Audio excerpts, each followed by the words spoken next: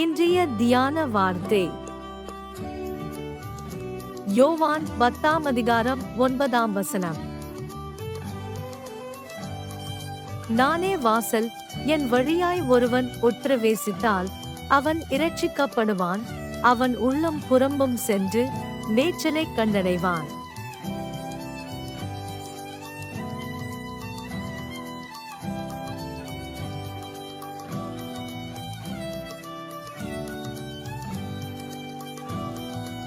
John chapter 10, verse 9. I am the door. If anyone enters by me, he will be saved and will go in and out and find pasture.